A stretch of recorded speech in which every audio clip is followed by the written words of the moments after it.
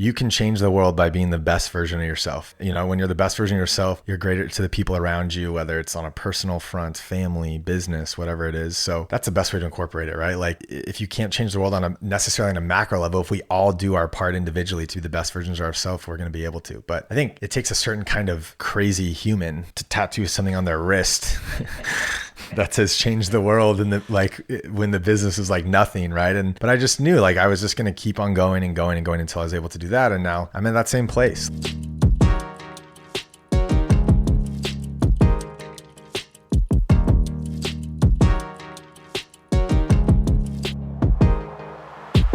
Ladies and gentlemen, welcome back to It's the Bearded Man podcast with your favorite, the world's favorite bearded man, Bob Bay. Today on the podcast, this guest needs no introduction. Previously the guest for episode 99 of Purpose in Youth podcast for all the OG Bearded Man followers out there. He's the founder of Liquid I.V, a 360 wellness brand, which is sold in 35,000 plus stores across the U.S., sold over 500 million servings, and donated over 10 million to those in need, 4 million of which went to COVID frontline responders. In September, he sold Liquid I.V to Unilever, a multinational consumer goods company that owns Ben & Jerry's, big fan of that company, Dove Soap, and Popsicle, just to name a few. Today on the podcast, one of the greatest men to come out of Manhattan Beach, California, Brandin Cohen. Let's go. Excited to be here, dude. How we feeling? Feeling good. Love that intro, getting me hyped up. Dude, had to think about it for a second. And there's a lot to talk about when introducing Brandin Cohen. I said, I got to get real tight. Got to make sure these are heaters to get him warmed up for the podcast. That was sharp. Dude, so you think back to August of 2018 was the first time we ever did a podcast. Wow. Then we did the group episode with Borelli and Blake. That would have been October of 2018. And then we did the What They Don't See at LIV HQ, which would have been August of 2019. And now for the fourth piece, we're in 2021. And a lot, even just from the What They Don't See episode to where we are right now, a lot has changed. You're here on a Monday, flip-flop shorts. You look very at ease, my man. It's a new chapter. It's definitely a new chapter. Yeah, I mean, it's literally been a rocket ship. I mean, that's crazy just to think back when we had the first podcast in August, you said, of 2018. It would have been August of 2018. So yeah, I mean, I had been working on it for 5 years, Liquid I.V for 5 years at that point, but like, I think we had just done like our first million in sales after 5 years. And then to think, in 2020, like hundreds of millions of dollars of sales is just like the growth trajectory has been insane. And just to think about like there to now, it's a wild journey. I definitely wasn't wearing flip-flops on a Monday back then. No. Dude, I remember I feel like the group episode podcast when you came through, I remember it was like a Sunday. You had to sit out in your car for like an extra 30 minutes because you guys were going through some hiring process with somebody that came on board. And I was like, man, this guy is just always on, just hustling, taking calls. And yeah, it's gnarly to see so much of that growth and even just that 3 years. Yeah. And at that time too, I think when we first had met, that's right when Liquid I.V had just gotten into Costco, and I think sleep was just rolling out. Yeah. Now you fast forward, there's energy, you have the immune support, just an absolute wildfire of different products and stuff. It's crazy. I mean, I didn't really know how relentless I was until now that I've had a little bit of time to sort of like just breathe and slow things down a little bit and kind of reflect and get grounded and sort of just reflect on like what the last 8 and 9 years of my life has been like. And like, I literally, in between every meeting, podcast, whatever, I was on calls. I was taking this. I was up at 5. I was on calls till 10, 11 at night. And it's just like, I just thought it was normal. I just didn't know any different. And so now having some time to take a few deep breaths and to sort of like, just analyze what that was like. It's cool because I know I have that in me when I need it. And it's also, I'm really excited to sort of explore this next chapter. You can flip that switch when you need it, but now you're probably in a space where it's like, let's slow things down. Let's like live our life a little bit. Let's smell the roses a little bit more. You know that line. Let's actually enjoy ourselves. But right before we got into this, you said you recently spent a month in Hawaii. What was one of the biggest realizations you had? Because I feel like getting away from LA, obviously the middle of all this pandemic, a lot will obviously get into what the last 6 months has been like, but was there like a specific realization while you were there? Yeah, I mean, I think for me, so much had gone on so quickly. Yeah. Really, I mean, from the end of 2019, well, let's just say the beginning of 2020, which obviously was a crazy year for everybody. But in the middle of that, for me, in the middle of all the COVID craziness, we had just started talking to potential acquirers, and I couldn't talk about that publicly or to our team. There was a lot going on behind the scenes, because we just thought, it was really the right time where we could help continue to grow the brand globally. We could reward a lot of our early investors and our employees who had options. And so, in the middle of what was already the craziest year probably that we may ever live through, I was also behind the scenes talking about potentially getting the company acquired. In the middle of that, we go completely remote, which we weren't prepared for at all. Crazy. Completely remote. And on top of all that, we didn't know how the pandemic would affect our business, if it was going to hurt it. So we stopped hiring. We tried to figure out how to go remote. Meanwhile, we had a massive growth plan for the year, and we doubled that plan. So it just, and then to top it all off, in September, the acquisition happened, which is just a whole nother story in and of itself. So, for me, I was in this crazy, honestly, I didn't even really realize how much the pandemic was affecting sort of day-to-day normal living. Obviously, I paid very close attention to, the health pieces of it. I've been super cautious. My mom and my dad both have health issues. But just in terms of like how it was affecting day-to-day life, I was so laser focused on running the business and going through the acquisition process that I just didn't even really notice it. And so when I finally came up for air at the end of the year, and I was like, I kind of was ready to be, to just get outside, to do things. And in LA, it was obviously very much locked down.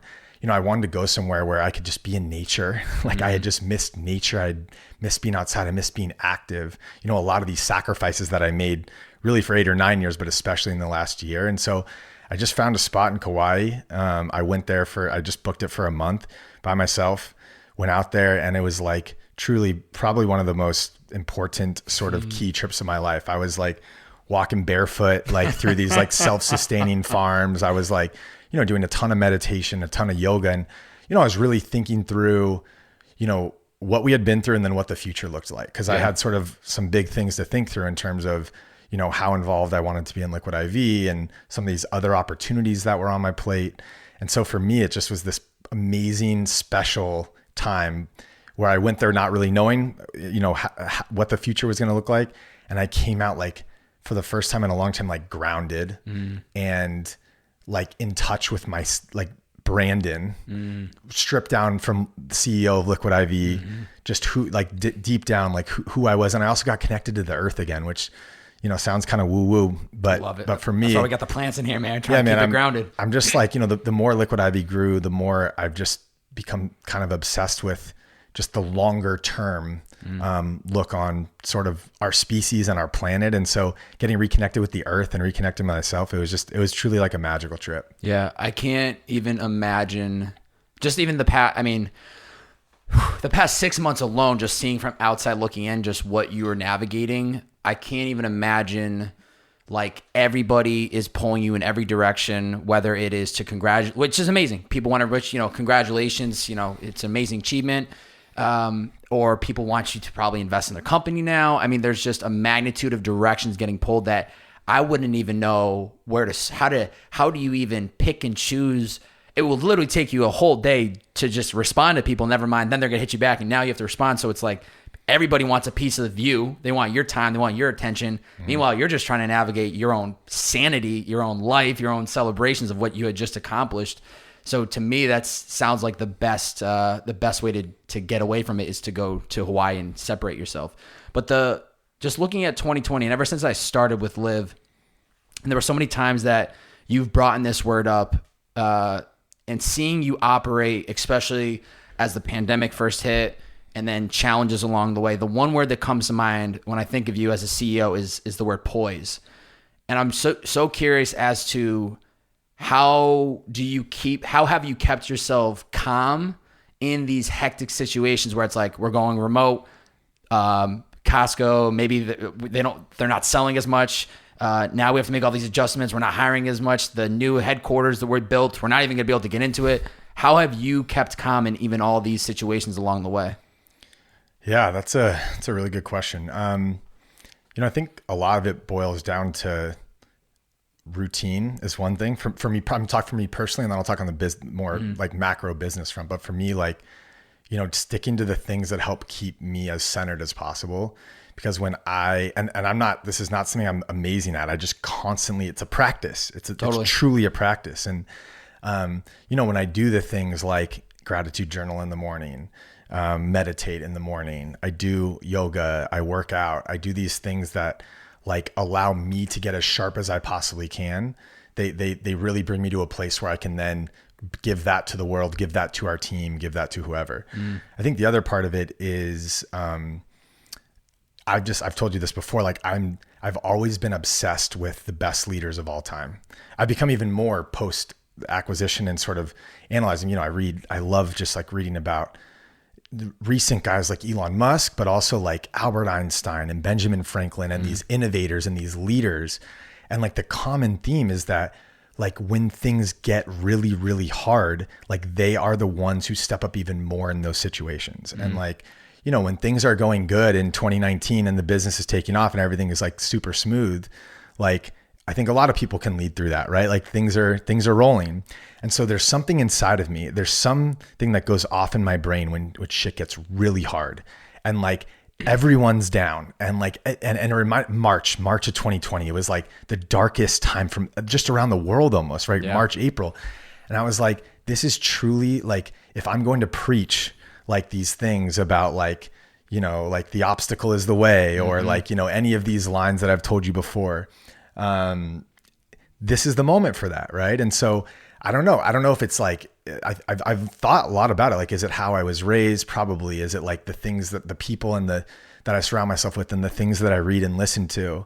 But when shit really hits the fan, there's something inside of me that actually turns on even more. And I just think of guys like Kobe and Tiger and Martin Luther King and like Elon and like Benjamin Franklin and these like the most epic leaders of all time. Like, how would they deal with the situation? Well, they're not going to roll over and die. Yeah. They're going to step up and put new plans together and inspire people to move forward. And the last part of it is from a business front is just like discipline to our process. And like, our process now, but like we have this planning cycle, right? And so like, as you get new information, you analyze the new information and then you strategize and adjust, right? And you adjust the plan and now you have a new plan.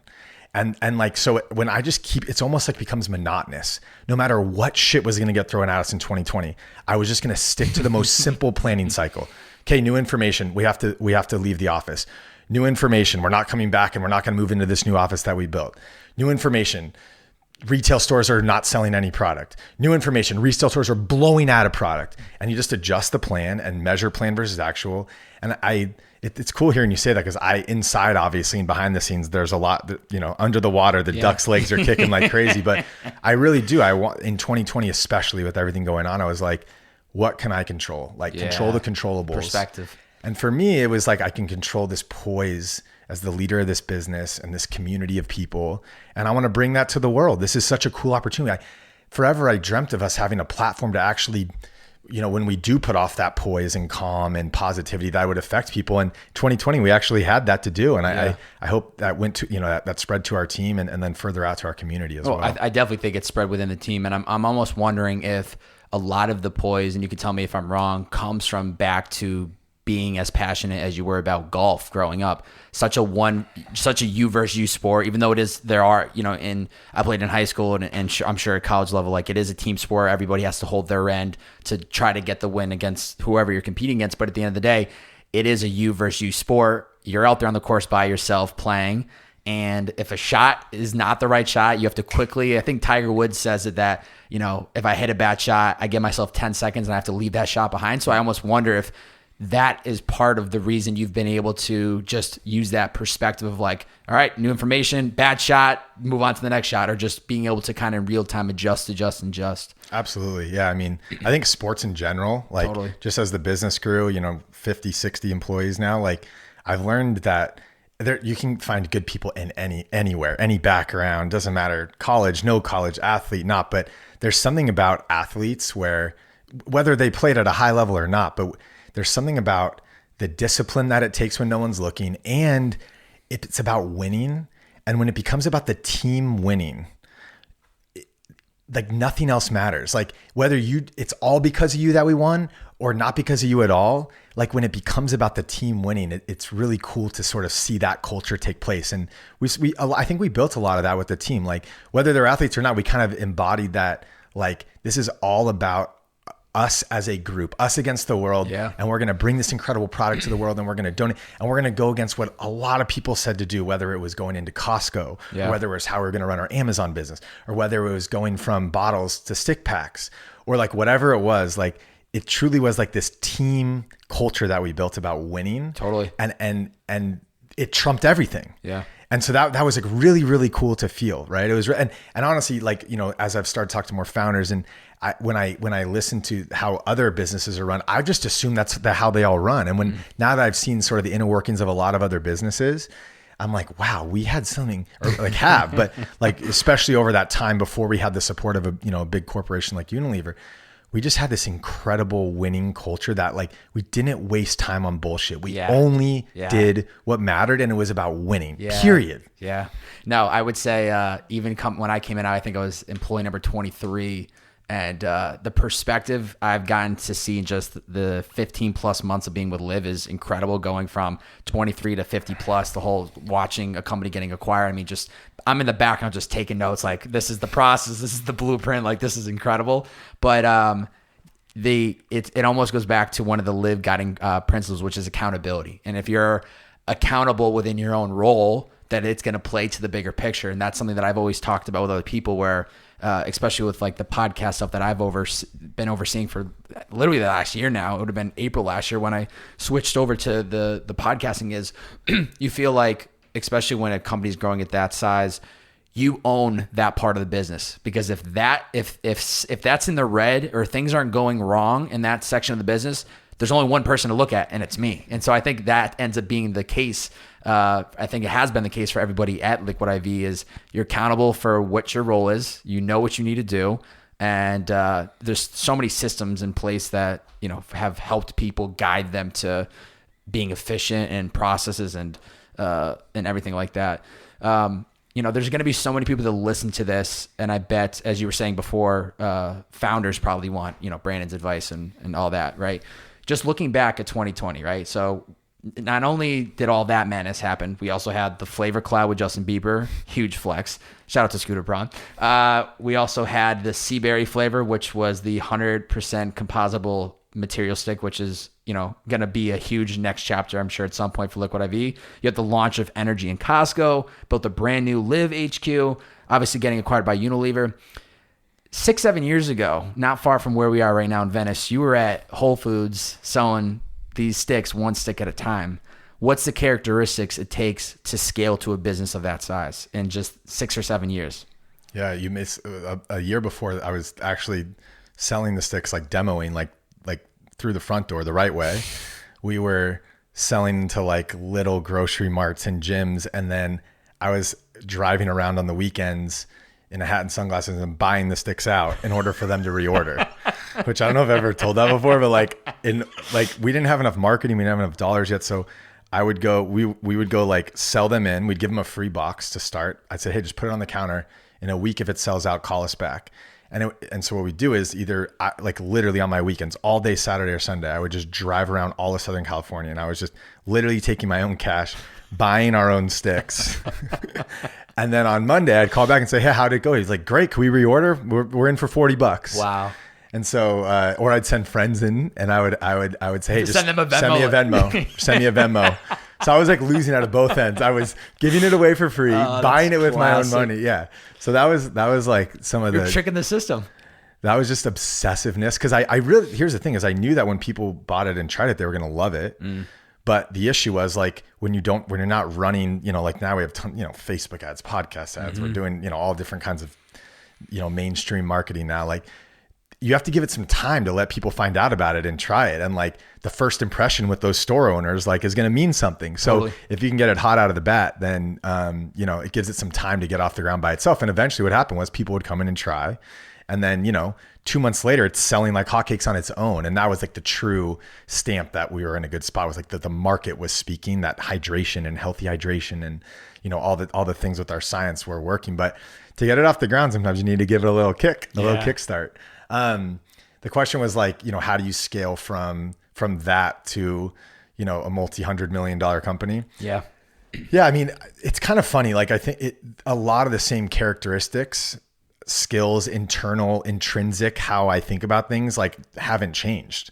Right. But I think there's a point where you go from, you are the executor, right? To then you become like the planner and you're delegating that. And then as the company gets to like 50 people like we are now, like you're really building that vision and you have to lead and you have to inspire. And so I think like where a lot of founders struggle to get to that next phase, right?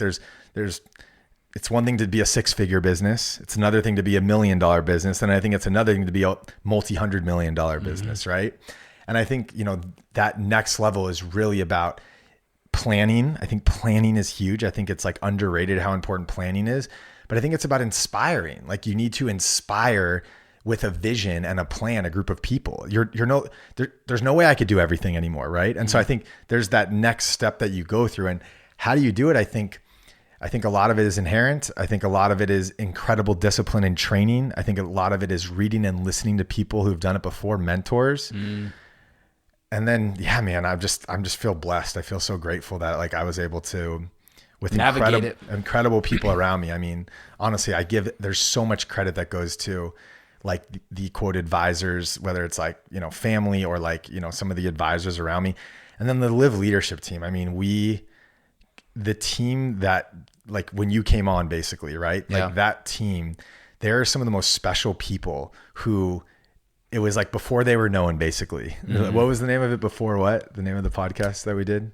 Purpose in the Youth. Yeah. But after that one, when you came What they don't see. What they don't see. Yeah. What they don't see. Yeah. Like there's like these people like who, I mean, some of these people, right? Yeah. Patricia, Ryan, Alexis, Emily, Sean, all these people, right? I'm missing people, but there's so many great leaders who came in and like believed in our vision and then just absolutely multiplied it. Like bigger than I could have, like bigger than I ever even could have imagined. And it shows the power in like great people, great team. And I think, when there's leadership who supports that, it's just the sky's the limit. Yeah. Yeah. It's without a doubt the vision of the change the world is, I think was one of the most important missions that you could have, I mean, I didn't even know what Liquid I.V. when that really even started. I think it was like 2013, 2014, you had donated, I think it was 500 sticks to a local LA shelter. And I think that's an important aspect that, you see brands out there that they have like a give back component, but sometimes it doesn't feel like it's it's actually authentic. But I feel like Liquid I.V. has done such a good job in the way it's communicated through the content, through hearing you tell the stories of growing the business on top of everything else and the team and, a product that, genuinely helps anybody and everybody. But I think even that part too of just like what's the purpose? What are we here to do? I think that's been an important factor of like, oh, this is a company that provides a great product, but also it's there to change the world, which I think has been an important like part of the business growing too. So I can't even imagine the past 10 to 12 months the lead up process of the Unilever acquisition. Mm-hmm. To me, I'm guessing, like you had said, so you're talking November 2019, that deal doesn't get announced until October or was it September? October. Yeah, September 1st. So, I mean, 10 months behind the scenes working that through. How did you know that Unilever was the right fit, and how many other companies had stepped in to potentially want to acquire the company at that point? Yeah, I mean, it started at the end of 2019. We were looking at the business and it was growing incredibly fast, and we had all this momentum, and there were a lot of things that we could do on our own, and there were things that where we needed support, like in order to do it at the speed that we wanted to. Like we wanted to get our product out there. There's lots of copycats now, right? Like it's so funny. Like at first we had no one believed in what we were doing. And then all of a sudden, like 3 years later, like everyone's copying everything we do, like every little copycat you can imagine. Right. So there are all these things. And a big one is like global expansion, right? Speed to market, making sure we could help the most amount of people possible. And so, when we started looking at those things, we really thought 2020 was sort of the right time. There's a bunch of factors that, I can't even get into all of it, but we thought it was the right time. And so we had people reaching out to us for years, but we just thought based on everything, that it was the right time. And we talked to we talked to all the biggest corporations in the world. There were a handful in the mix at the end. It was a pretty competitive process. And for me, it was, what's the best home for, it's like your baby, right? Like this thing where I poured my life and heart and soul into it for 8-9 years, and just everything I had learned. They have other brands that have, social causes like us, like Ben and Jerry's has a huge social cause, right? Like sustainability and packaging and waste is another huge initiative of theirs. And I think so product and mission fit was really important. And then I think the other one was the team. The team is everything to me. Like we work so hard to build this specific culture. I wanted to make sure that if we got acquired and there was the right fit, that the team was in the best spot to win moving forward.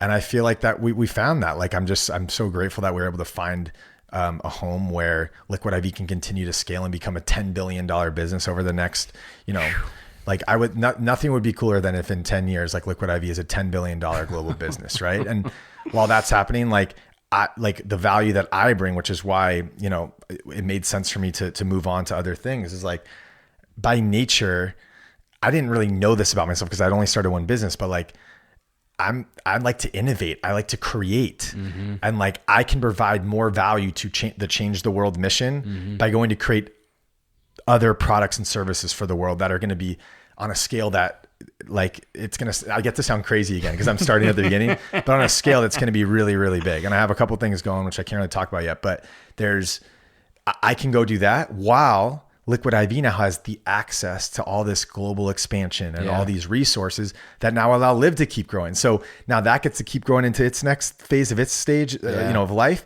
And now I get to go with a lot different resources than I had 8 years ago. Like the relationships is probably the most, relationships and the team and the culture and the way of doing business is probably the most value. But on top of that, financial resources, personally, the freedom that I have to build something that truly brings value to the world is really exciting. So I think it was just the right fit for the business, right? The product, the community, probably most importantly, the team.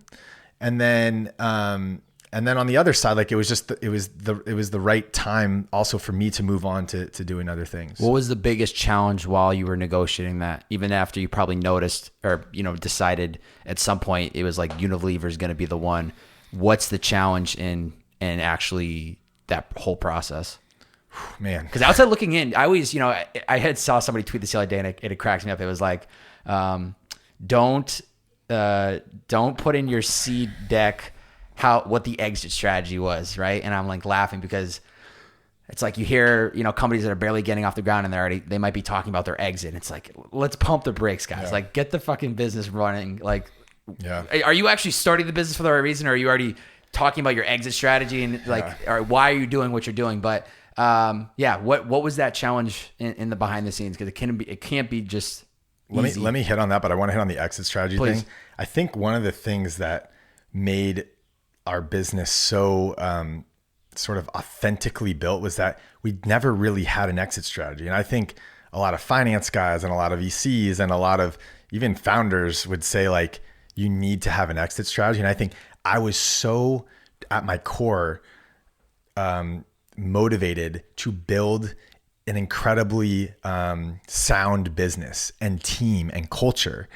If when you're starting a company, you already have some exit strategy mapped out. First of all, it's probably going to turn out a lot differently. But if you already have that, you're not going to be able to build a team and an army of people who are going to go to bat for you every single day because they kind of know this end is inside. And for us, I really didn't know what the end was. I hear so all the time, people well, you kind of knew. I was like, I actually didn't. Like, my one goal was change the world. What does that mean? Help people everywhere live better lives for generations to come. The generations to come is newly added on. That's part of my next phase. But the point is like that by building something so like solid, sturdy, like foundational, not like a quick flip, you know? Yeah. Like, I think it's what created this incredible growth and this incredible community and incredible team. Now I'll say the flip side to that is what made it challenging post-acquisition is that now there's a lot of change, and there's people who came on not necessarily knowing that like they were going to be part of an acquisition, or because we didn't even know. Genuinely, I didn't know these things. Like, we were just, like I said, we're going to plan and then we're going to adjust based on what we think the best thing is for the business, right? And so I think that's what made it so incredibly, the scale, the growth, the excitement, because it was so real. It was like so genuine from our team, from me. And then I think post-acquisition, that's also what makes it hard for a company where the founder from day one for 8 years says, we're trying to get acquired. Then when it happens, everyone's like, okay, we were ready for this. What's next? Or how are we going to deal? For us, it was like very much, it's a total transition period, right? And thank God it's in an incredible position, the business and Unilever, and the whole thing is really solid, but it definitely made, there's some challenges there because of the way we built it. So I'm actually not saying one way is better than the other, but I do think that the real growth and the real authenticity comes from building something because you want to build the best business possible. Yeah. And the exit or not will come at the right time. Yeah. It's not even crossing your mind because you're so focused on just building the business. What's next? And that was something that I would see in you even, I think right before we left out of office, when Liquid I.V had found out the news that we were going into Costco. I remember we popped the champagne, and I feel like you were like already on to like, all right, now. I remember you're like, remember when you told me like you're trying to smell the roses, Brandon? I was like, God, I'm so bad at this. Like, we had just got energy in, and we popped champagne on a Friday, and I was like, I popped it with you guys, and I was literally thinking about how we're gonna get the demo program set up, and what immediately. That's just how I did it. Dude, that's what it takes to build the business to that scale, man. Yeah. You're a hustler at its core, and your just ability to just continuously put in the work and, like I said before, remaining poised and kind of just adjusting and pivoting along the way. I mean, that's it, dude. Nobody builds a business of that scale out of pure luck or timing. I mean, it's a very small percentage of people that will go on to do what you've just accomplished, and you still got a whole nother gas tank left in you. So it just speaks so loudly to, of course, it takes a team. If I've learned anything since working at Liquid I.V, you damn well need a team around you to do something at the highest level and at scale.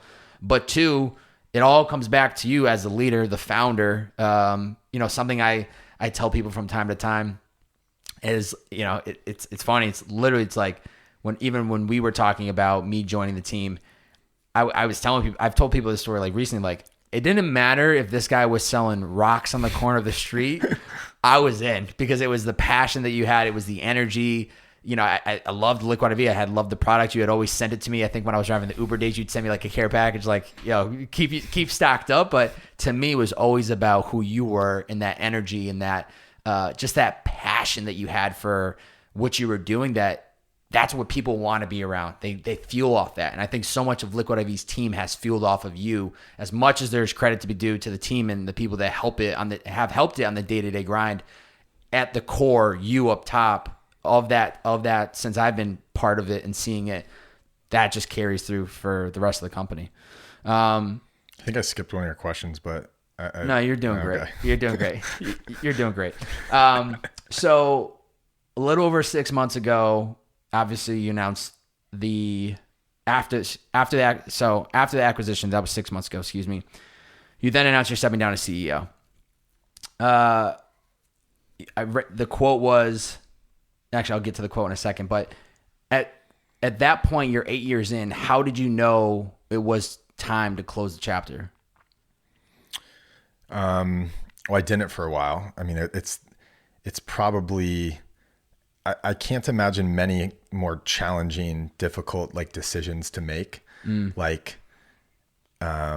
It's probably like when a parent, I can only imagine what a parent feels like when their kid's moving out of the house or something. Like, you spent all this time raising them and now they're going out on their own. it was part of the why I took that trip to Hawaii. It was part of why I was, talking to so many people around me who I trust, just that, without any external sort of material things involved, like who I just trust. And I think I kind of answered this in some of the other questions, but if change the world is my ultimate, mission, CTW, whatever that means to me, it's like this lasting impact on the world that helps people. Like when I got down to that as the true north, Liquid I.V was in this incredible position to continue doing that on this next phase without me. And I could now go into this new chapter of my life in, creating other incredible value to people through products and services. And so it was just the right time. It took a lot of deep digging, like self sort of analysis. Yeah.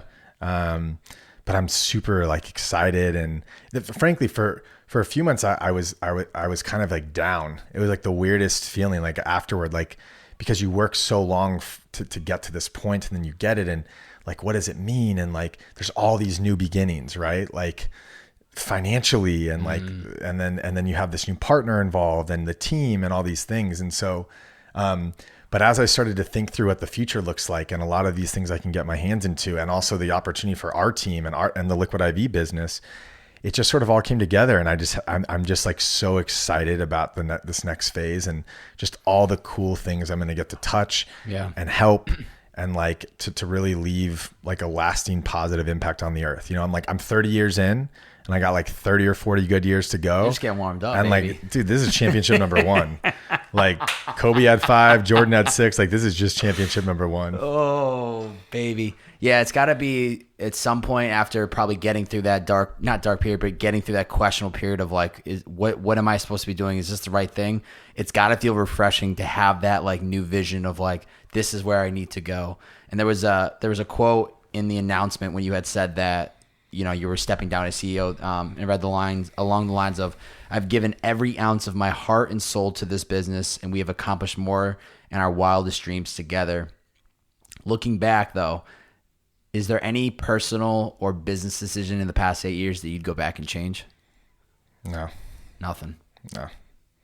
I mean, I like really don't live with regrets. And I think it's because I put every ounce of energy into every decision. Like I just don't take anything lightly, which is a strength and a weakness. I mean, it creates a lot of anxiety and stress and all of the things I struggled with for the last few years, which I have never really talked about before, but like, it was really like, it was just like, I can't imagine doing anything harder, like in your mid 20s and late 20s. Like I sacrificed my entire life basically, and it wasn't like I regretted it at all. I loved every piece of it, but, any decision I made, or any partner that I partnered with that didn't work out, or employee, or what, like it all led to this. And I always knew deep down it would.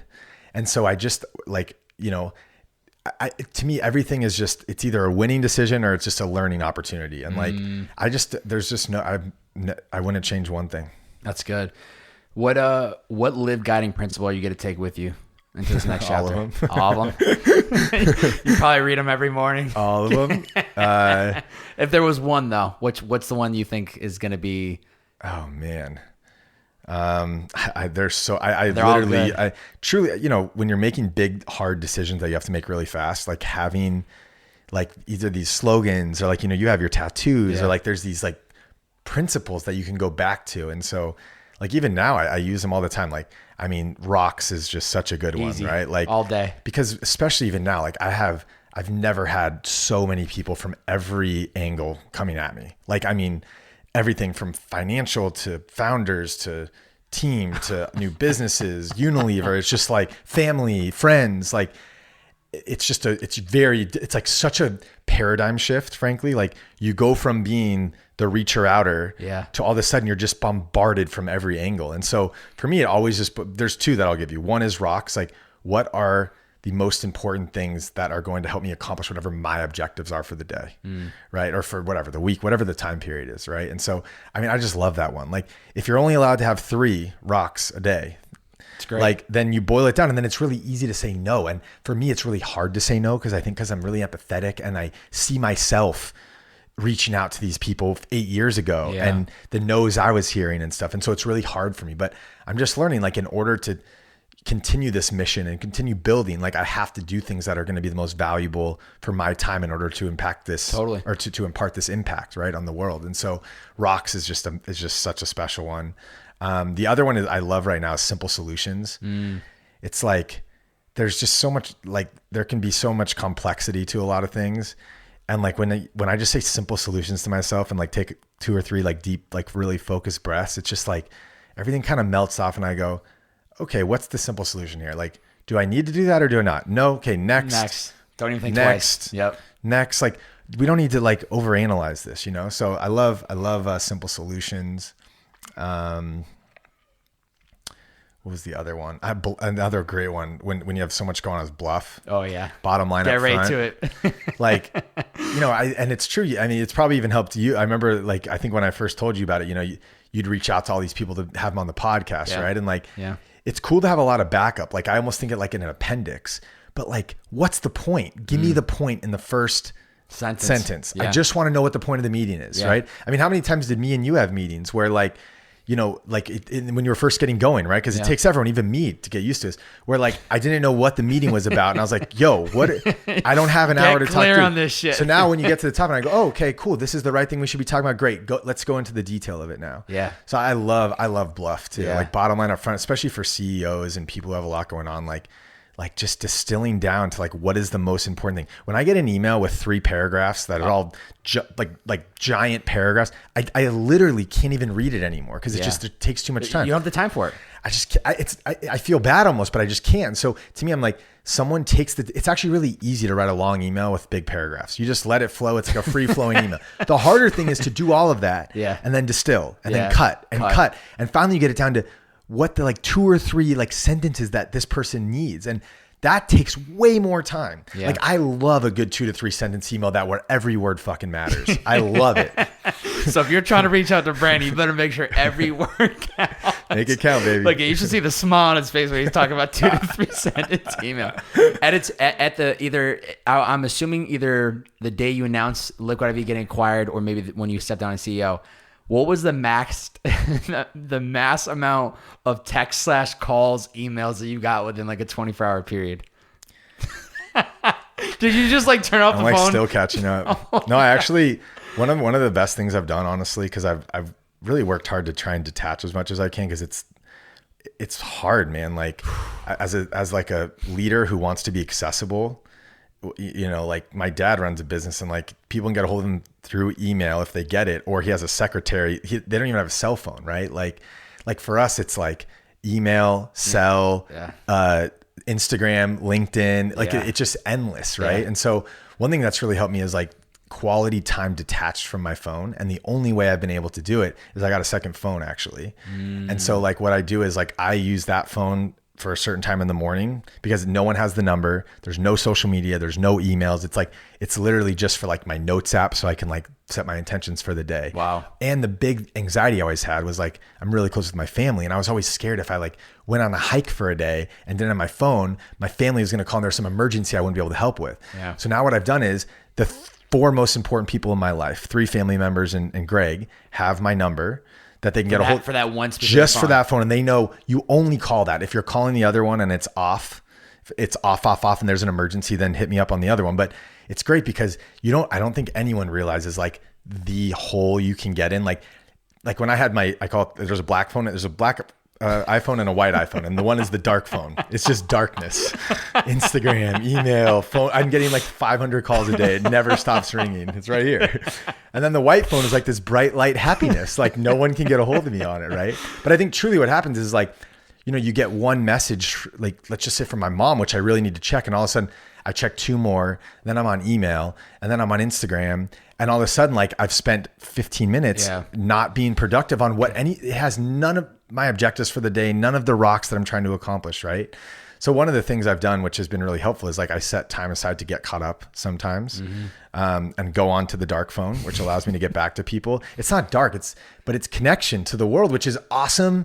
and really hard. Yeah. Right. And so the answer to the question is, I mean, it took me like 2 weeks, like with dedicated time to get back to everyone after the acquisition. And then this announcement, actually the announcement was, it was just as much, but it was a much different feeling. I felt like sort of free to respond and funny how I felt after this like sort of announcement that I was walking away for now.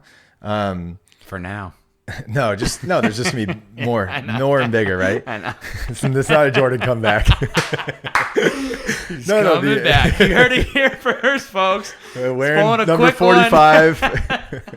It's pulling a quick one. No. I think the feeling I've had since I've been able to sort of freely talk about that was how I thought I would feel when we got acquired. And instead, the hardest 6 months I've ever worked in my whole life. Think about this. Like if the goal is to get acquired when you're like a founder, right? And make all this money and make all your friends and family and investors money and, do all this stuff. If that's the goal, you would think that that's your time where you like have this awesome moment of celebration. I didn't celebrate literally for a second. I worked so hard because I was like, wanted to make a good impression with Unilever. I wanted our team to be set up for success. I wanted our community to know that nothing was going to change. Like I worked crazy after acquisition, the craziest time and I was going through some of those darker times, like thinking through like what this meant and what it meant for me and our team and sort of these like existential questions about life and the value of money and all this shit that I was like never had to think about before. Like the feeling I have now is I actually feel that excitement and freedom and it feels more celebratory and I'm able to like open up to people about like, I just feel free. I feel free. Yeah. I didn't feel that before at all. Wow. When will we get to kind of start to see this next chapter? When, like, is there a timeline or are you just going to let it roll? No timeline, but it'll start slowly coming out. I mean, there's little things I have my hands in, which, I've invested in a few companies already. I really enjoy talking to founders and, helping them through some of the pitfalls, but that's all sort of, I would call that like one step removed where I don't actually have like my hands on outcomes, which as a control person is not a good feeling. But this year we'll start to see things probably. Yeah. Stuff will start to roll out. There's some really cool, I think can't sit still. I feel like you probably did the whole month in Hawaii and was like, got back to like, all right, like let's get back to cooking. There's no way that I feel like you can sit still for that long of a period of time. I think the thing having a little bit of quiet time is like just realizing like the access that I have to things that I didn't before in terms of like people and just opportunities, whether it's like retail or big business people or like celebrity business partners or just like all these people who invested and believed in me when it was kind of a crazy idea. Like everyone made like 80 of the closest people to me like all got this massive win, and so like now it's like everyone's like, so what's next? I'm ready to invest. I'll write the check tomorrow. Yeah, so much credibility. And even when you did the CTW investor round with 20 celebrities, that was such a massive splash. I'm like, holy shit, like this hydration brand's got all these names behind it. So now it's just, of course, people are going to be hitting you up because they already know the credibility. You've already built one thing and brought it to that scale. You probably, if he's done it once, he's going to do it again on anything else that he does. So it kind of makes sense that people are going to start hitting you up about that. Yeah. What have been some of the changes you've made in your life or lifestyle since the company was acquired? I know you've said, you did the trip in Hawaii, money's part of your life now, but like, is there any changes that you've made that you maybe didn't? I mean, I know health's a big thing for you as well. Well, yeah. I mean, I'm sort of, if we want to use the rocks analogy, like it's almost like my rocks have turned upside down.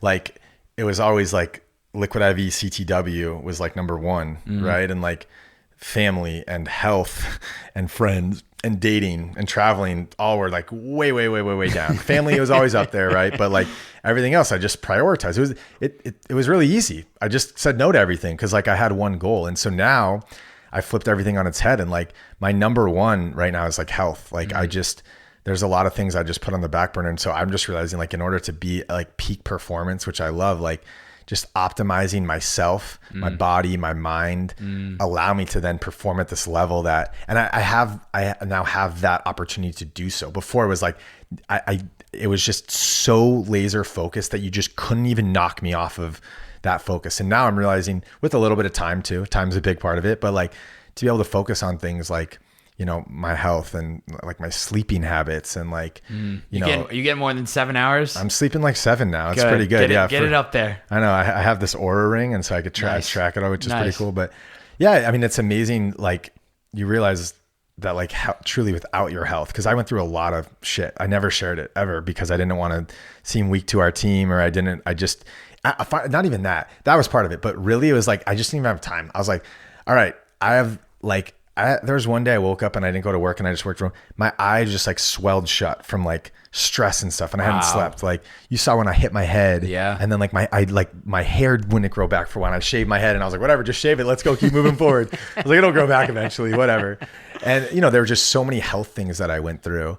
And you know, now, you know, you realize like without that, you know, when you have health scares, like without that, like you really have nothing. Yeah. So I love, it's why I started Liquid I.V. I love optimization. I love being at your best. Like it's so empowering. And so like, you know, my routine now, I bought a house, so that was big change, which is cool. Yeah, I have a cool house. And the idea behind it was I wanted to have everything there that would help me be at my best, especially with COVID in LA, like having like my own wonderland of health stuff. Totally. Super exciting. So like, you know, I got a cryo machine, so I do cryo every single morning. It's like wakes me up. What's the other morning routine? Because I feel like it's probably gonna hit every health thing that you do. It will hit every health thing. It's like a pretty long routine. I'm the same way. I know you are. It's like a 3-hour process. People are probably like, this guy's cooked. It's intense. Yeah, mine's like 4 hours. By the time I sit down to work, I'm like ready. Primed. And when I don't do it, I feel like I didn't get my win yet. You know? Amen. As you would say, win the morning, you win the day. It's the you heard it line. You heard it first. It's the bearded man's line, baby.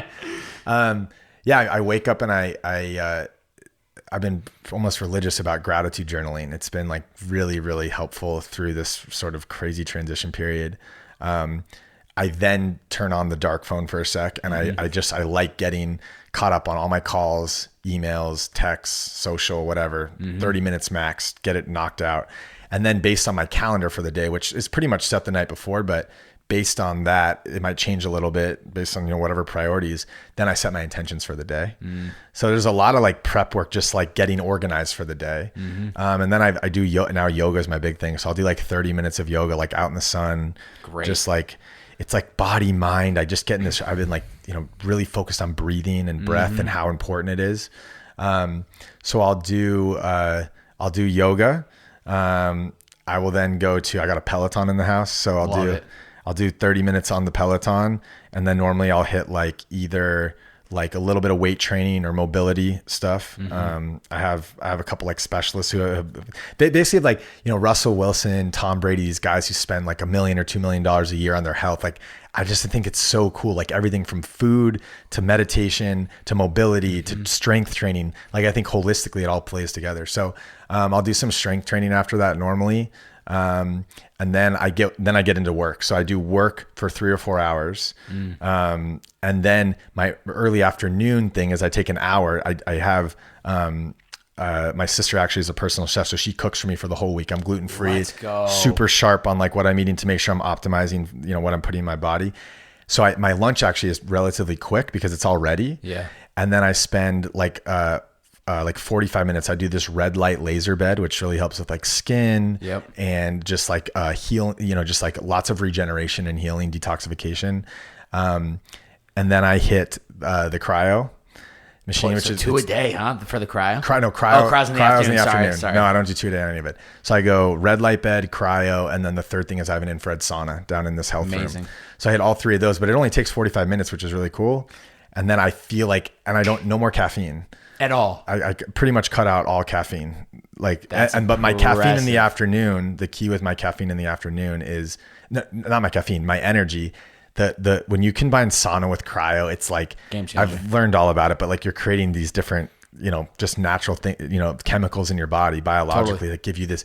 I mean, I literally come out at my 2 o'clock calls and I'm just like wired, like laser focused. Like I feel like I took a limitless pill. I'm so focused. If there's two of the greatest BCs in the world, Brandin Cohen and Bradley Cooper, that's limitless. That's limitless. Yeah, so it's a lot, and then the other thing I'm doing is just like, you know, at the end of the day, I try by 7 o'clock, I turn the phone off. And so everyone loves it when I tell them, until people after 7 can't get a hold of me. And then people are all pissed off at me. Like, you told me you thought it was a good idea. I'm like, this is a very binary thing. Like, it's either on or it's off. So I'm not getting back to you till the next morning. Yeah. So yeah, it's been, all of that has been really good. And I think the big thing is I'm sleeping. Like, I didn't sleep for like 2 or 3 years. I mean, frankly, I just was sleeping. What was the average? 5 hours? 4? Maybe 5, but I was up a ton, and like I would just like, it wasn't good sleep. And like, I mean, some nights I'd sleep 2 or 3 hours, and frankly, I would be really sharp some of those days, because like I almost, like, my brain never even turned off. But the sustainability long term is just not good at all. And like now, I mean, you can see there's no video, but like my skin is like better. My everything. Like I gained since I like basically kind of knew that I was going to be walking away. I've gained like 12 pounds of just like happiness. Yes. Like I'm not like anxiety ridden, like I was so full of anxiety all the time. And so, you can actually eat your lunch and not be at your desk. Correct. Eating it while reading the next meeting that's coming inbound. So I think overall, I mean, it sounds like all these complex health things, but really, I mean, the big thing with health in this next phase is like, it's really just the simple things, like breathing, being outside, working out. Should we do one with the audience? I love meditation, dude.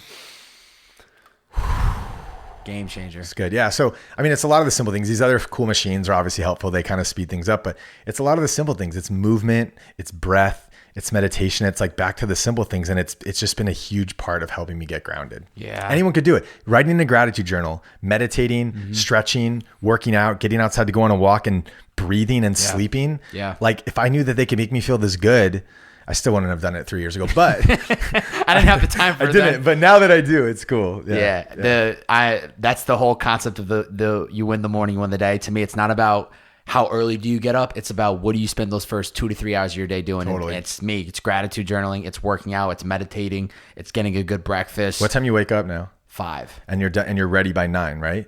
Dialed. Right. So I'm the same way. I'm like 5:30 through the roof, and I can do all that stuff. And then I have that midday break too, but I'm still starting at the same time I always started. Yeah. It's just a different way of leading into your day. I always say if you win the morning, it's just carrying the momentum for the rest of the day, so that no matter what happens, you know that you got yourself primed up. So then no matter what comes at you, whether it's a great day or it's a bad day, you're in your element, you're ready to go. So it's like, it's a game changer. And then even the second half of the day, which I've even started, I know you were talking about your second like workout part of the day that gets you kind of fueled up. I'll go on like a midday walk, or, luckily now we have like a whole little gym set up. I'll get like a quick pump for like 45 minutes. And I'm like, I come back and I sit back down. You would think I'm more tired. I'm gassed up. I feel like I just have like a shot of espresso. Same, dude. So then it carries me in for the next 4 to 5 hours. And then by then it's 8, pass out by 9, do it all over again the next day. I mean, you're probably doing it with trial and error, but like I've read, I just continue to read a lot and talk to people who like know this stuff really well. And it's just your brain and your body and, all thhave these neurotransmitters in your body. Like when you get that reset, they're fresher. You're truly more productive. Step away from the work. Yeah.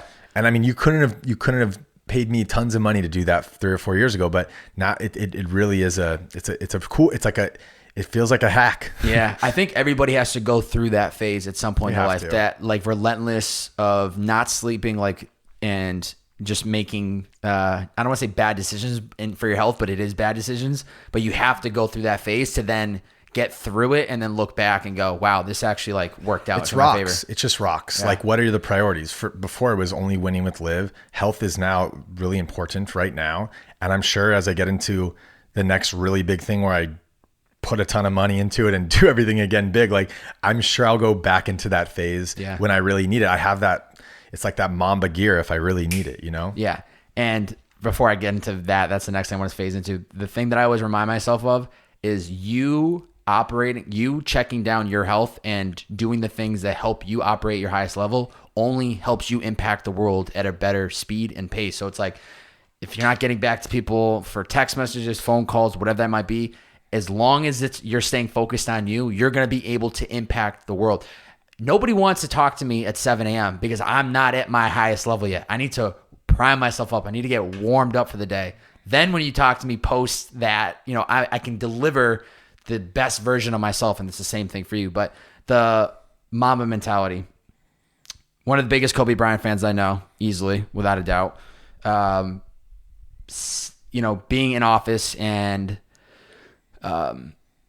hearing the news that he had passed and seeing how much it had impacted you was, it really, I knew you were a Kobe fan, but I mean, you literally wore his jersey that week.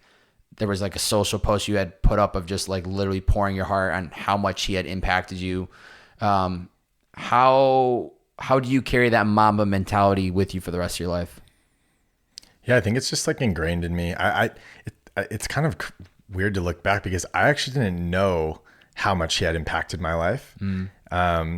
It's just, imagine like from when I think a lot of people have different things that inspire them like throughout their lives. And sometimes it's like, for me, it was almost like, it's as close to like a religious thing as I could like explain. Like that's the closest thing. Cause I was 5 years old and I had pictures of him on my wall and I was like reading about his work ethic, and like my dad and I were going to games, and then like I saw him grow and go through hard times and fight back from that, and personal hard times, then win championships and they get really bad and then figure out how to come back, tear your Achilles and come back. It's so much more than basketball. Like when I tell people about it who don't know anything about basketball, like it's truly a way of living. Yeah. Like it's a mindset. It's so much bigger than it's almost like, when I read some of his stuff, like he always wanted to just be this like, go down in history, this legacy. Like it's almost like he will go down now even more because of how he passed away as like this almost like larger than life figure, And so, yeah, the Mamba mentality is it's just a discipline to being your best and being better every day and inspiring others to be their best. Yeah. And it lives on in me in everything I do, frankly, Yeah. Yeah. I can, you're definitely an example of what I think Kobe wanted that Mamba mentality to be infused in other people, which is that relentless ability to continuously show up. And I was, when Borelli was here a couple of weeks ago for a podcast, I was telling him on the podcast, like I didn't fully appreciate and respect him enough until after his career, growing up in Boston, being a Celtics fan. Of course, he comes into town. I was actually at Kobe's last game in the Garden. So that was unbelievable. But, growing up and seeing him from being a Boston fan, like respected him and whatnot. But it wasn't until after his career where I was like, wow. And seeing him on interviews, like, I get it now. Like I saw the end product of his like being an incredibly talented player, but I didn't realize like the skills and the determination, the mindset of what it really took to get to that level. Because I was just seeing the end product. I wasn't seeing the behind the scenes of what it was taking. I mean, how about for me, the most inspiring thing was how most athletes like have this, let down retired. He literally took his mindset. He was like, I'm going to be the best dad I can possibly be. Yeah. And he was like going to all of his daughter's games, like coaching them, like not like going through the motions, like intense.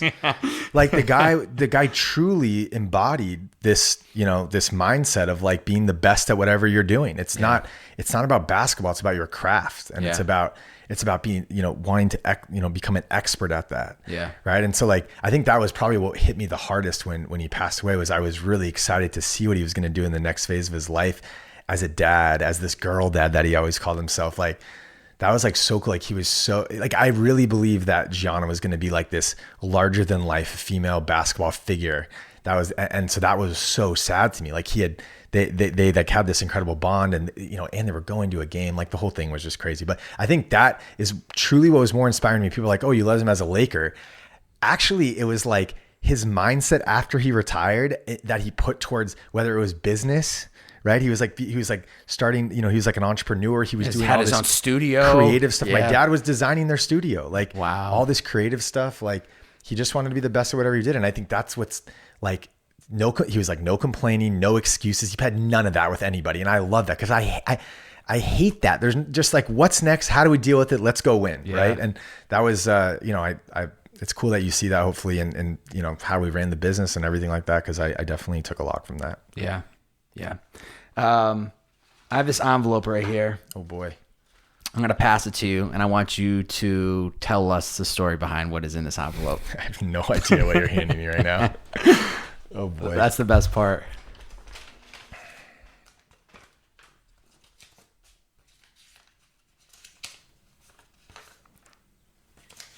So what we got going on here?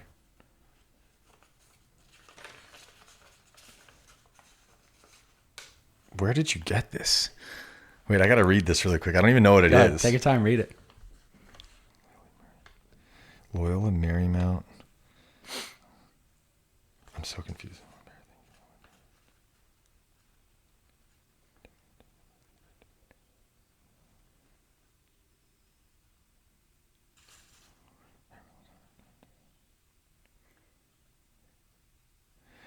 I honestly am like, I'm trying to remember what this is. So this is in 2006, it looks like. Yeah. And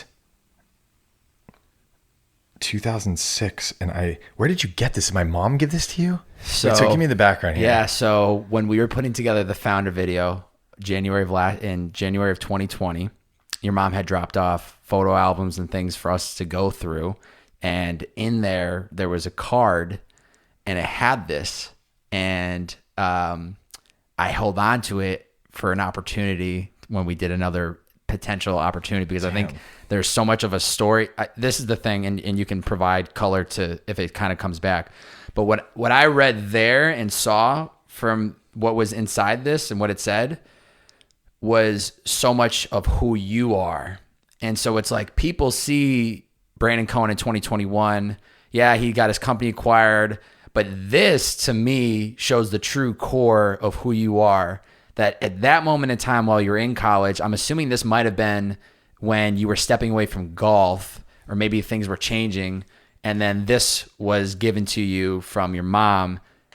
I was like, this is like a gem. So I've had that in my back pocket since January of last year. It's like blowing my mind. I'm like, this is like 2006 or 15 years ago. 15 years later. So it looks like, I kind of remember now. So this is a letter that I wrote to my mom, and she had given me a check to help out with school and to help out with stuff. And like the background of my family, without getting too deep, is like, I'm not going to get into that. Don't need to. Bottom line is that like this was a lot of money for my mom to give me at the time. And I realized I was able to make it on my own and I didn't need this. Yeah. And so I wrote her this letter that said, like, thank you so much for doing this, but I realize I don't need it. I'm in a position that I can take care of this. Don't worry about it.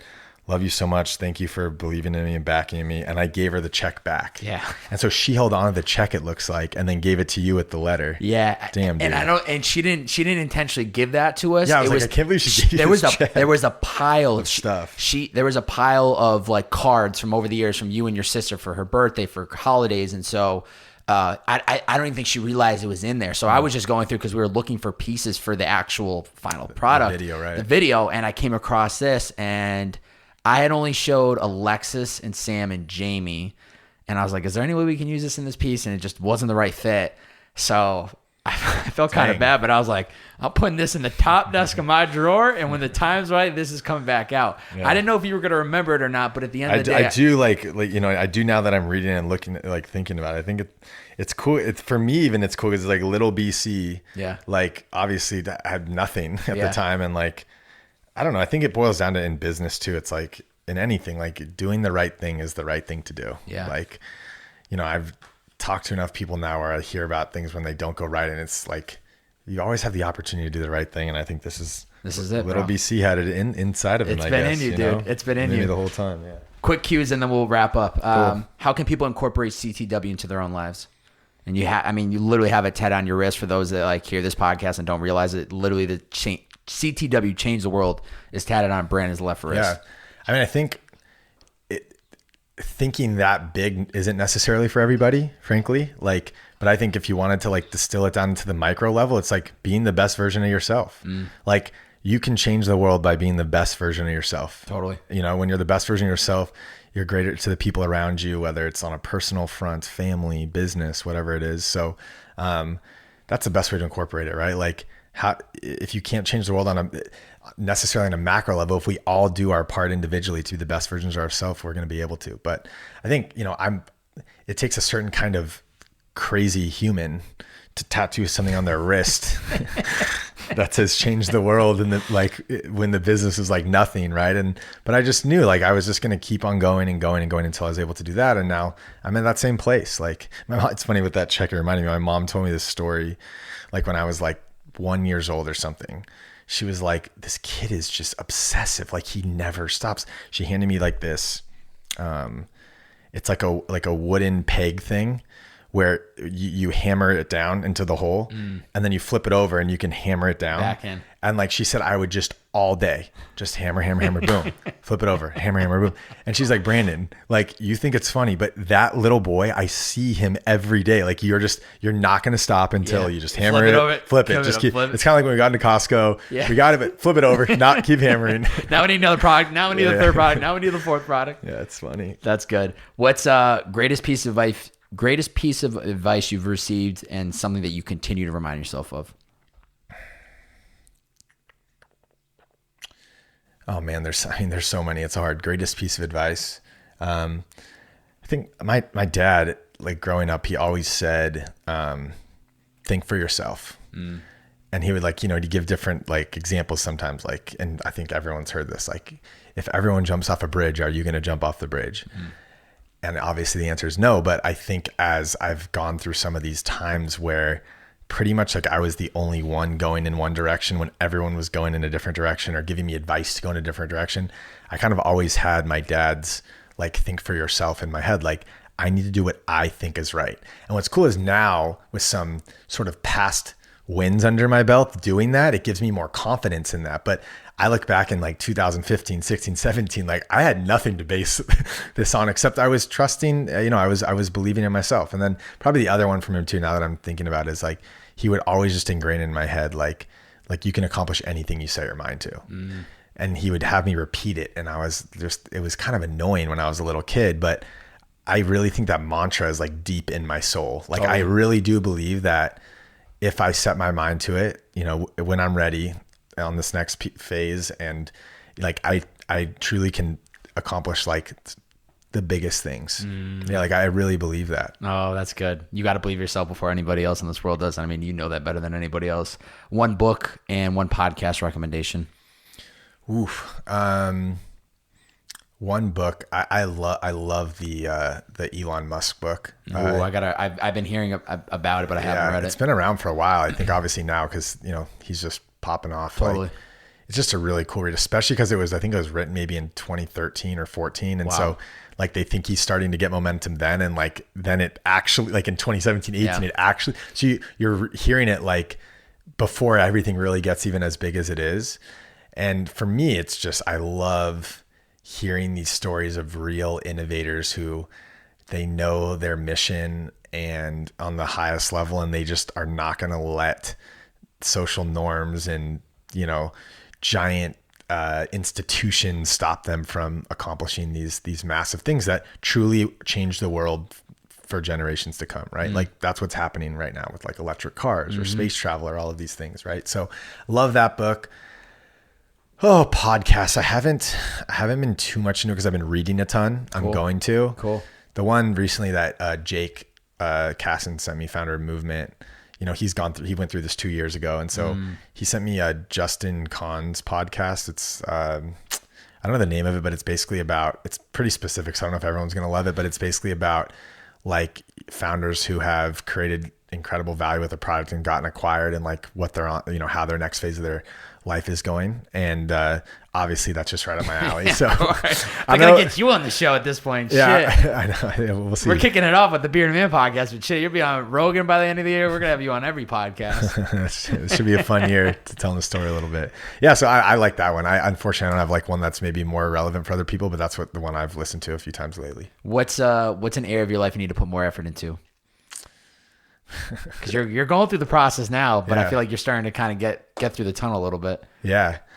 I mean, I think like the word like exploring, like being curious is a really cool one. I think the one where I probably need to like let myself explore and stuff is probably like love, like relationship wise. Like I have a ton of love in my life. I think that's why I haven't been in a rush ever, because I just have with my family, my sister, there's just like so many people around me. Even the Liquid I.V. team, like I have so much love in my life. I'm just so lucky. It's unbelievable. But like at some point it would be nice to find a lady. I bet you got some sliding through that IG DM. Founder of Liquid I.V. gets acquired. Oh, there's definitely DM sliding in. No comment. We'll do that in the After Dark podcast. What's the first step anybody can take to reaching their inner potential? First step, I mean, you've heard me say this before, like just start, like just starting stop is the making momentum you need. Starting is the momentum you need to achieve your wildest dreams. It's true, man. Like there's so many reasons not to start, whether it's financial or family or your job or your health or whatever it is, but like just get going. Like obviously planning, you need a plan, you need all these things, but just go, just start. Like I think a lot of people like just put things off and procrastinate and just get going and it'll build from there. Yeah. Yeah. I can think of almost every aspect of my life when I overthought something and then I realized once I got started, everything else just kind of fell into place. And then as you continue to do something it's like, even at the simplest level, it's like when you're trying to get your health, right? You run that first mile. It's like, fuck, this sucks. Back in March of last year, I was right when the pandemic hit, I started getting into running and I was like, this sucks. Couldn't even get a mile, could barely get 2, could barely get 3. Now I'm about to do the LA Marathon in November. That's epic, throwing that out there. You should get yourself in, and you got plenty of time. You got all the people around you to make sure you stay on top of it. But I would challenge you if you can get in shape for November 7th LA Marathon. But now it's like, but even then, just me saying that out loud and casually, just like, I'm gonna do the LA Marathon this year. It's such a switch of the mind of like, once you apply that same discipline or like, oh, that's the goal, I'll get there. You just do that across for every single bucket of like, whether it's coming into this podcast stuff, whether it's physical health, whether it's stuff that I'm doing for Liquid I.V. I mean, it's literally just translatable to anything else that you do in your life. And I love the physical challenges. I think it's a good way to push yourself and get outside the comfort zone. But you ran 1 mile to start, and now you're going on a marathon. That's it. You just started. That's the key. Just started.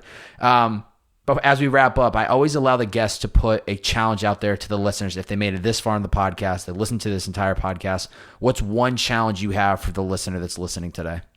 What do you mean by challenge? Like some people have said like after this podcast, write down 30 goals of yours that you've never imagined, or people text somebody that you love and tell them that you love them. Just something that's actionable after they listen to the podcast.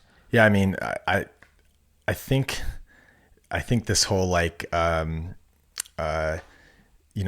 people paying attention to their mind and their mental health is like a thing that it's so cool that it's not some like woo woo thing anymore. Like all of our friends, like a lot of people are really into meditation and things like that. And the thing for me that has just been so valuable, and I literally used to think it was stupid and I made fun of it and I told my mom to leave me alone with it, but journaling is just like such a magical thing, man. Like, you just sit down and you don't have to have any structure to it. Some people want structure, some people don't. You can do whatever you want, but just start writing the things that you're feeling. And it's this expression that it gets it out of you and onto this page. And then you shut the book and you're like, wow, I feel better. I got it out. Like I didn't have to I didn't project on somebody else. It's like this incredible expression, getting it out, and also like self-awareness that you have. And then the coolest thing is after you've done it for a while and you get to go back and read these things where you like know exactly how you were feeling. And then you're like, holy shit, I figured that out. Or I did that. So it is one of those things you just got to start, but just like literally grab a piece of paper. Like the first time I didn't even have a journal, I literally had one piece of lined paper and I just started writing and I made a little timeline. That was my first journal. I made this timeline of what the next year was going to look like. And then now I get to look back on that is Cinco de Mayo of like 3 years ago. And I have this incredible sort of personal work of art that I get to read all the time. And so I would love to I would love for people to try doing it. It's been really empowering and it's just been a really good tool for me personally. Therapeutic. Sometimes when you hear like all the best, whether they're leaders or innovators or whatever, people who are great at what they do, the goats of their craft, right? Like they say the same things. You're like, well, why aren't more of us doing those things? Meditating, journaling, like these are things you hear over and over again. You know what I mean? Well, that's the one thing that I've realized while studying this whole podcast space, which is what I love, is that you get to hear and tap into the conversations of these people that operate at the highest level. When you start to listen to enough of them, you start to see the commonalities that they find ways to exercise their mental fitness, meditation, journaling.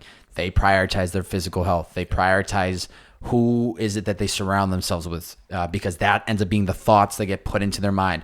They are very aware of the books and what they're consuming on social media, or creating that space so that they can have time to reflect and think.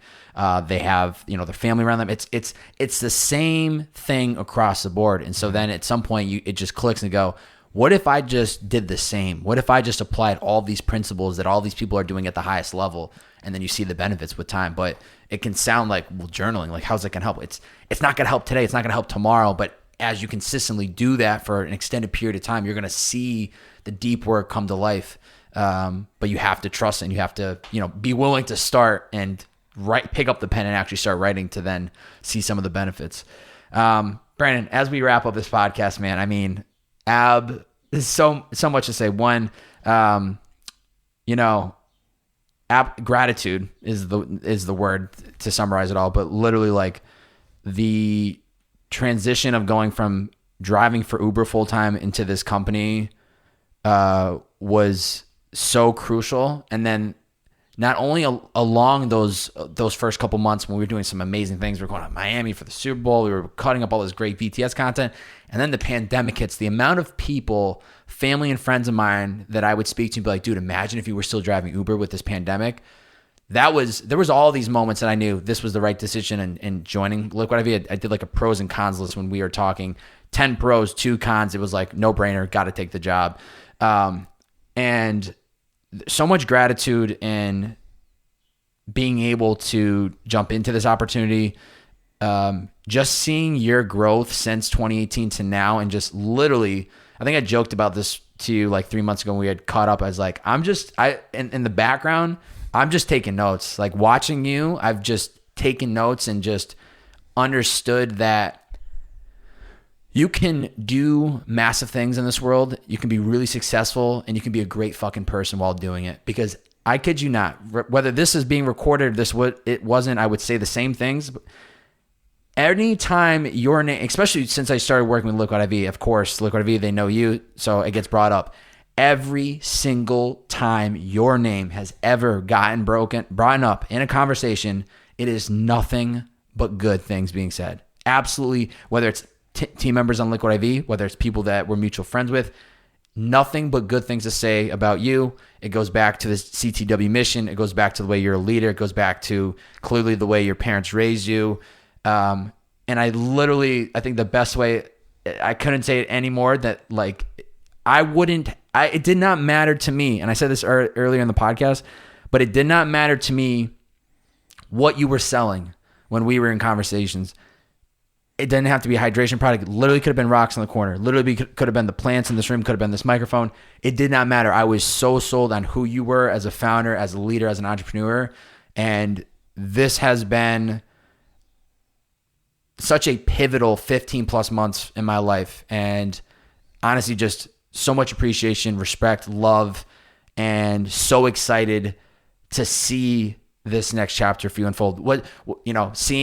Seeing you step down, does it hurt inside because it's like this was the leader? Yes, but it's an instant, quick change to how excited I am to see what this next chapter is. And I know that this is only the beginning, that this first chapter is just leading on to the next thing, and that this is all going to fuel back to that main driver of changing the world. And I just have nothing but love for you, man, and I greatly appreciate you. Dude, thank you so much. It really, it means the world to hear that. It really does. And it's been a crazy journey. And your story in and of itself is like such an inspiring story. Like the listeners could really take something from that. You think about like you move across the country, start, you're running your podcast and driving Uber to pay the bills, and you start networking, and somehow one person leads to another, leads to another, leads to another. And now I'm on the podcast in 2018. And then obviously we stay in touch on social and whatever, but you're running that. And, I think your positivity and your own relentlessness shows through. But I think, you start getting probably a little bit worn out on that. Mm-hmm. Right. And then this opportunity comes and I'm like, I just got the perfect guy. And I know that like this energy, no matter what position in the business it's in, is winning energy, period. I don't care what your resume says. I don't care what you did. Like, I just know you're a winner. Yeah. And so then I call you one night out of nowhere and I'm like, or I think I messaged you. After I posted an Instagram story, I'll never forget it. I posted an Instagram story saying, hold me to it by the start of 2020. I'm done driving Uber. Like, I'm sick of this. I need to move on. And the next morning I woke up from a DM from you. Yeah. Yo, can you hop on a call sometime today? I was like, yeah, I said, let's jump on a call. My heart was going crazy. I just knew. I was like, this is just crazy that he put that up, because I was already thinking you were kind of on the short list of, like, as the business was growing and, you know, specific, really pointed opportunities were coming up where I knew your skill set would just be perfect. And then I saw that and I was like, all right, it's game time. I was like, Babe, you ready to come do this? And I think, yeah, man, I mean, think about that. Now you're running podcasts for biggest hydration brand in the world, one of the biggest partners $500 in the podcast business, and you're running podcasts for it. And on the side, you're still getting to create this awesome content and connect with people. And so, I mean, in and of itself, like, you interview all these people, but you are in a huge inspirational story as well. So, yeah, man, happy to be on, and we'll do it again soon. Oh, yeah, we're gonna run it back. We're gonna have that the fifth podcast is gonna be something special. Ladies and gentlemen, if you enjoyed this podcast, please screenshot this episode, post it to your IG story, tag Brandin. He's at Brandin_Cohen. That's BRANDIN_COHEN, and tag me at Babe. That's BO, 3 B's, 4 A's, and a Y. Share it out on your IG story. Tell us what you thought of the podcast, and maybe Brandin will have his dark phone and be able to respond to the DM. Brandin, thanks for being on the podcast today, man. Thanks for having me. It was a blast, dude. Thanks for tuning in. It's the Bearded Man Podcast. See ya.